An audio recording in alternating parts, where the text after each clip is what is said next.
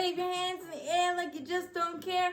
A blast by Freddie Freeman, walk-off style, 2020. Absolutely incredible swing. You could have painted it. It was so beautiful. Lefty, lefty, Oppo, Taco, ya to put us in the win column. And if there was anything such as an ugly win, this was it. But it's pretty in the box score now. But there's so much to go through in this game. So I'm just kind of gonna go down the list because there was good, there was bad, there was ugly, there was are you kidding me, and ultimately just joy because we won the ball game. But absolutely incredible. Freddie Freeman, blank check, brave for life. You are absolutely incredible. The amount of game-winning, game-saving, game-amazing plays that you make on a nightly basis, absolutely incredible. 2020 has been a crappy year, but you've been one of the best parts of it, MVP free, and if your name is not permanently etched in that trophy after helping us clinch the 2 seed, the system must be rigged to make these last 2 games just kind of a momentum builder and momentum saver and stat padding games for for your teammates. But bookend blast, one to end the game and one to start the game. Ronald Acuna Jr. absolutely obliterated a baseball, pulverized it 495 feet on a hanging slider from Chris Mazza. Absolutely crushed it. I'm pretty sure that baseball is in pieces throughout Truist Park. That was absolutely crushed. So Ronald Acuna is absolutely fine there. 19th career leadoff homer. They're really good. And then Dansby Swanson with the at-bat of the night. Down 0-2, down to our last strike. 6-5 as Ozzie drove in Acuna with a single to start the top of the 10th when we were down 6-4 to start it.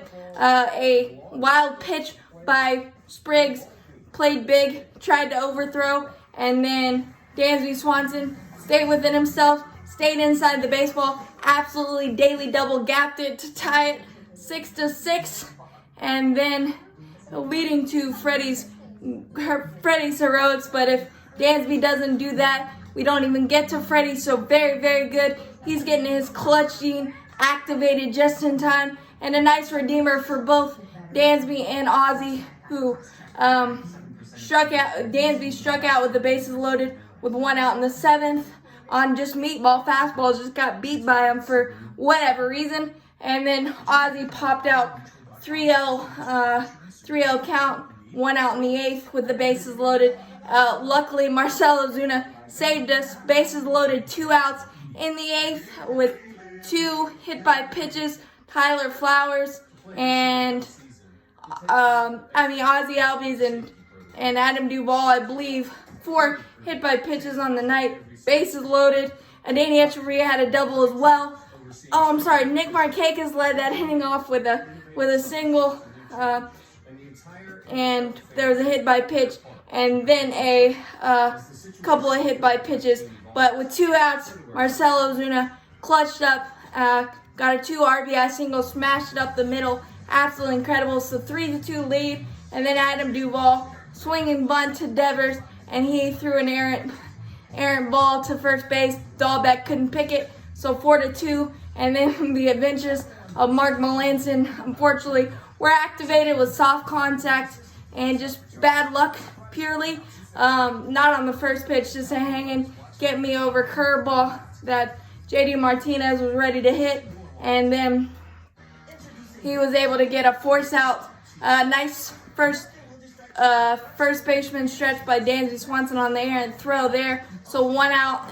Kevin Plawecki hits a ball right back to Mark Melanson and handcuffs him for whatever reason. Could have been game-winning double play. Instead, it was first and second, 1 out, and then Rafael Devers hits a swinging bunt to Adeiny Echeverria. He's had some adventures himself at third base, and something I learned is don't throw the ball when you're falling down, because he tried to throw it and it ended up in the stands, and 2-run score, so it's 4-4.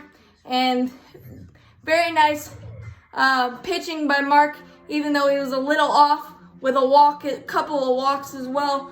But he was able to pitch out of it, second and third, 1 out. Got out of it, kept it tied, and kept us in the ball game. And I guess that's all you can ask after things start going awry. But you could strike people out and make it a little easier on yourself, Mark.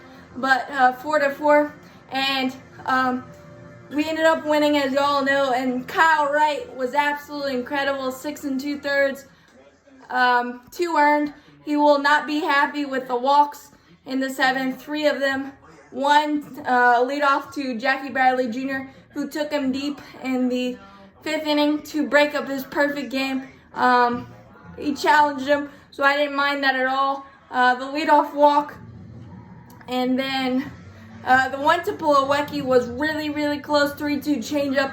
He dotted the outside, got kind of squeezed on that one. The Dahlback one wasn't really competitive whatsoever, but he might have been running out of gas and mentally tired on that one. But Devers, the pinch hitter, came up swinging strike on the changeup. Great pitch to get into that bat. The game-saving play by Austin Riley.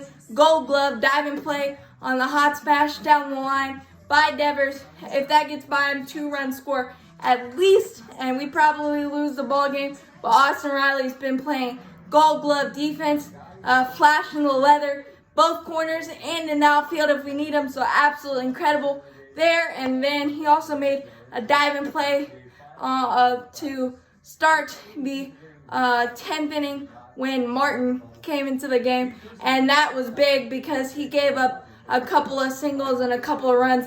If it weren't for that diving play to start it off, it could have been a different game. But Austin Riley is playing a great overall game, absolutely incredible. There was a lot of good, a lot of bad, a lot of but all that matters is we got in the win column. As always, go Braves.